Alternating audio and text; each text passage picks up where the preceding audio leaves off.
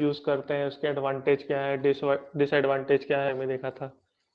तो अभी next class में मैंने बोला था लास्ट क्लास में कि आपको मैं कनेक्शन के बारे में स्टार्ट करूंगा, ठीक है। तो कनेक्शन से स्टार्ट करने से पहले कुछ कोडल प्रोविजंस हैं जो कि जानना आप लोग को जरूरी है, ठीक है। क्या क्या पढ़ेंगे, पहला जो है आपका permissible stress in steel structure है। दूसरा फैक्टर ऑफ सेफ्टी, मतलब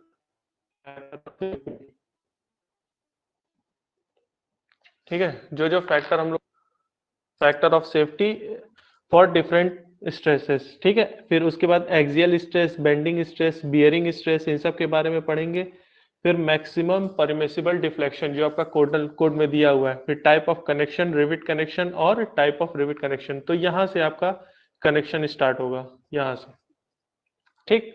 तो उससे पहले हम लोग देख लेते हैं कि एक एक चीज होती क्या है। मतलब कि हम लोग कितना परमिट कर रहे हैं स्टील स्ट्रक्चर को, ठीक है, कि वो कितना लोड ले सके, या जो भी इसमें हम स्ट्रेस की बात कर रहे हैं तो वो कितना मैक्सिमम उसको हम लोग अलाउ करेंगे कि अगर इतना स्ट्रेस आ रहा है तो वो ठीक है, अगर उससे बियॉन्ड गया तो वो मेंबर फेल कर जाएगा, ठीक। तो देखो, अगर तो स्ट्रेस स्टार्ट करने से पहले आपको ये टर्म बता देते हैं कि एक्सियल क्या होता है, बेंडिंग क्या होता है, बियरिंग क्या होता है। तो जैसे मान लो ये आपका कोई बीम है या कॉलम है, कुछ भी है,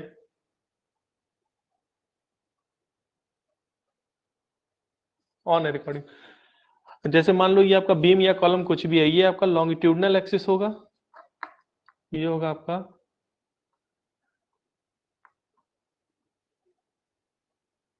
ये आपका लॉन्गिट्यूडनल एक्सिस होगा, ठीक है। अगर इस एक्सिस के अलोंग टेंसाइल या कंप्रेसिव लोड लग रहा है, लॉन्गिट्यूडनल एक्सिस के अलोंग अगर कोई लोड लग रहा है तो हम लोग उसे एक्सियल स्ट्रेस बोलेंगे, ठीक। अब चाहे आपका इस तरह मेंबर रखा हो, चाहे इस तरह मेंबर रखा हो, मेंबर आपका किसी भी तरह रखा हो, अगर एक्सिस लॉन्गिट्यूडनल एक्सिस के अलोंग अगर कोई भी लोड लगे, टेंसाइल या कंप्रेसिव, तो वो एक्सियल लोड कहलाएगा।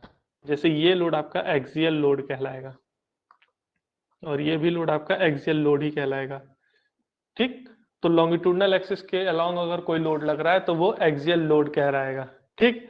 नेक्स्ट है आपका बेंडिंग स्ट्रेस। तो बेंडिंग स्ट्रेस वो स्ट्रेस होता है जो कॉज करेगा बीम को बेंड करने के लिए। जैसे मान लो ये आपका बीम है, अगर इस तरह लोड लगाओगे तो ये क्या होगा, बीम इस तरह से बेंड हो जाएगी, ठीक। और या तो आपका इस तरह है, ये लगा रहे हो तो इसके कारण जो आपका बेंड होगा, जैसे आपको बताया था शियर फोर्स और बेंडिंग मोमेंट, जब सोम में पढ़ाया था तो आपको बोला था कि शियर स्ट्रेस के कारण आपका जो आपका, अगर कोई शियर फोर्स लग रहा है तो उसके कारण जो स्ट्रेस जनरेट होगा तो वो आपका होगा शियर स्ट्रेस, या फिर शियर फोर्स के कारण जो स्ट्रेस जनरेट होगा वो शियर स्ट्रेस होगा, और जो बेंडिंग मूवमेंट के कारण स्ट्रेस जनरेट होगा वो बेंडिंग स्ट्रेस होगा। ये आपको सोम की क्लास में भी बताया था, ठीक है। तो यही वो बेंडिंग स्ट्रेस है, ठीक। नेक्स्ट है आपका बियरिंग स्ट्रेस। तो बियरिंग स्ट्रेस देखो क्या होता है, मान लो ये कोई ऑब्जेक्ट है और इसके ऊपर कोई दूसरा ऑब्जेक्ट रखा हुआ है, ठीक। अगर हम इसके ऊपर कोई लोड लगा रहे हैं, या लोड लगाओ या ना लगाओ वो आपके ऊपर है, मान लो हम इसके ऊपर कुछ लोड लगा रहे हैं तो ये क्या करेगा, ये कुछ बियर करेगा लोड, ठीक। और फिर क्या करेगा, ये इसको ट्रांसफर कर देगा क्योंकि ये इसके ऊपर रखा हुआ है। तो इन दोनों के जो सरफेस कांटेक्ट है यहाँ, यहाँ पर जो स्ट्रेस जनरेट होगा वही कहलाएगा बियरिंग स्ट्रेस, ठीक है। तो यहाँ पर जो स्ट्रेस जनरेट होगा वही होगा आपका बियरिंग स्ट्रेस। तो बियरिंग स्ट्रेस आप ये कह सकते हो कि अगर कोई मेंबर अपना लोड या उसके ऊपर कोई लोड आ रहा है या वेट दूसरे मेंबर पे ट्रांसफर कर रहा है, तो वो उसके कारण जो स्ट्रेस जनरेट होती है वो होती है आपकी बियरिंग स्ट्रेस, ठीक है। तो यही तीन आपके स्ट्रेस हो गए, यहाँ पर भी आपका एक्सियल स्ट्रेस, बेंडिंग स्ट्रेस और बियरिंग स्ट्रेस। तो आई होप आपको क्लियर हो गया होगा। तो देखो क्या है आपका मैक्सिमम परमिसिबल एक्सियल, अगर एक्सियल स्ट्रेस आ रहा है वो भी किसमें, कंप्रेशन में, ठीक है। तो ये ऐसे ही लिखा रहेगा, ये आपका स्ट्रेस, कहीं कहीं स्ट्रेस का सिंबल ये होगा, कहीं कहीं स्ट्रेस का सिंबल ये होगा। तो चेक कर लेना, आपको हर जगह वैसे यही मिलेगा। एक्सियल ये दिखाएगा कि एक्सियल है, बियरिंग है या बेंड है, और ये दिखाएगा कंप्रेशन या tension. Stress in axial compression 0.6 FI, जहाँ FI है आपका स्ट्रेस, स्टील का जब हम बनाए थे तो उसमें भी आपको दिखाए थे कि यील्ड स्ट्रेस आपको कहाँ मिलेगा। तो ये है आपका यील्ड स्ट्रेस और ये इसकी वैल्यू है, ठीक। कितना होगा 0.6 टाइम। अगर वही चीज होगा एक्सियल परमिसिबल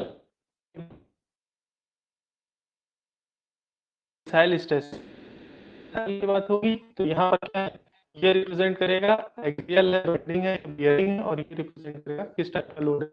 तो सिग्मा 80 की वैल्यू 0.6 टाइम ऑफ Fy, दोनों के लिए वैल्यू सेम होती है।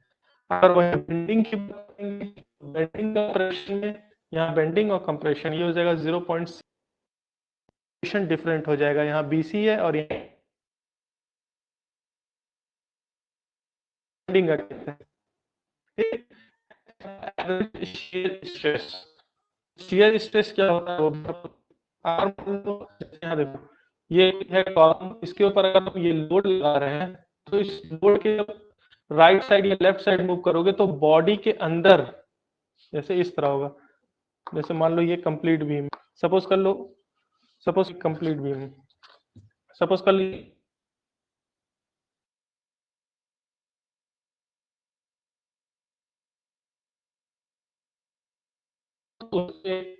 इधर अपोजिट साइड और एक इस साइड, इस तरह हम लोग रिप्रेजेंट कर, ये बाकी का हिस्सा जो बचा हुआ है वो, तो वो ऐसे होगा। तो ये जो होती हैं ये सारी स्ट्रेस, इन्हीं स्ट्रेसेस को कहा जाता है आप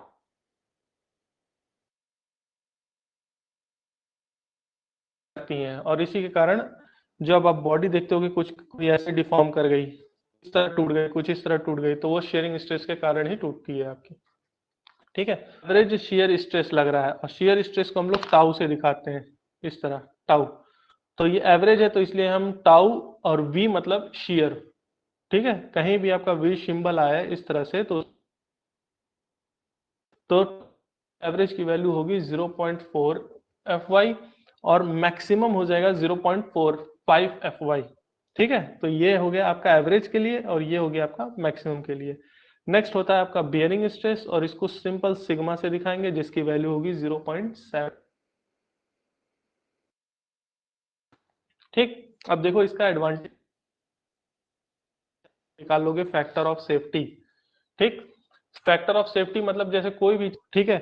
तो सपोज कर लो हम ये एक बीम बनाए और हम ये मान के चले ये 10 किलो न्यूटन लोड लेके 10 किलो न्यूटन तक लोड झेल लेगा। अगर सपोज कर लो तो ये हम लोग जो कंस्ट्रक्ट किए होंगे ये प्रेजेंट सिनेरियो को देख के कंस्ट्रक्ट किए होंगे। जैसे आप लोग घर में जब स्लैब वगैरह बनाते हो तो हम लोग ये मान के कुछ एक यूनिट एज्यूम कर लेते हैं। सपोज कर लो हम लोग एज्यूम कर लेंगे कि उस पर 10 किलो न्यूटन का भार आएगा, ठीक है। कभी भी आप डिजाइन करोगे तो कुछ लोड आप एज्यूम करोगे जो कि dead load, live load, earthquake load या फिर विंड लोड, ये सब एज्यूम करके ही कैलकुलेट करके ही निकाला जाता है।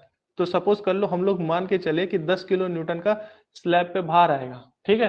अब इसको कुछ हम लोग फैक्टर ऑफ सेफ्टी से एक्स्ट्रा लेके चलते हैं, 10 ही किलो न्यूटन लेके नहीं चलते हैं, क्योंकि अगर मान लो हम स्लैब बना दिए 10 किलो न्यूटन लोड आ गया और उससे थोड़ा भी एक्स्ट्रा करेगा तो वो गिर जाएगा। तो इसीलिए हम लोग क्या करते हैं, हमेशा फैक्टर ऑफ सेफ्टी लेके चलते हैं, इसको 1.5 या 2 टाइम, ये आपका कोड में दिया हुआ है कि कितना फैक्टर ऑफ सेफ्टी लेना है। तो जो भी इतने टाइम मान लो x आया तो हम x के लिए डिजाइन करेंगे, इसके लिए नहीं डिजाइन करेंगे, ठीक है। कोई भी आपका हुआ, कैसा भी मेंबर हुआ, चाहे बीम हुआ, कॉलम हुआ, हमेशा जो उस पे लोड आता है उसमें कुछ एक फैक्टर मल्टीप्लाई करते हैं जिसे फैक्टर ऑफ सेफ्टी बोलते हैं और उतना लेके चलते हैं। तो स्टील स्ट्रक्चर में भी आपका फैक्टर ऑफ सेफ्टी डिफाइन है, ठीक है। तो अगर देखो factor of safety for axial compression stress, अगर एक्सियल के केस में अगर मान लो कोई स्टील स्ट्रक्चर है जिसमें एक्सियल लोड आ रहा है और वो भी कंप्रेशन नेचर में, तो वहां पर फैक्टर ऑफ सेफ्टी जो लेंगे वो यील्ड स्ट्रेस अपॉन एफ, ठीक है। और ये एफ क्या है, सिग्मा एसी है, यानी स्ट्रेस जो हम लोग परमिट कर रहे हैं एक्सियल में कंप्रेशन में वो है एफ की वैल्यू, और ये क्या है आपका यील्ड स्ट्रेस है, ठीक। तो ये ऊपर भी हम बताए हैं, ये यील्ड स्ट्रेस हो गया और ये हो गया आपका एफ सिग्मा एसी। इन दोनों को डिवाइड करोगे तो ये 1.67 आएगा, ठीक है। मतलब अगर आप लोग डिजाइन करोगे, मान लो आप कॉलम डिजाइन कर रहे हो एक्सियल कंप्रेशन के लिए, ठीक है, कि मतलब उस पर एक्सियल लोड आ रहा है और कंप्रेशन आ रहा है और सपोज कर लो आप लोग मान लिए कि 10 किलो न्यूटन लोड आ रहा है, तो 10 किलो न्यूटन में इतने का मल्टीप्लाई करेंगे और जो वैल्यू आएगी उसके लिए हम लोग डिजाइन करेंगे। ठीक है, तो आपको यहां से देख सकते हो कि एक्सियल में कंप्रेशन और टेंशन की वैल्यू सेम ही है, तो ये दोनों के लिए सेम आएगा। ठीक है, 1.67 ही आएगा।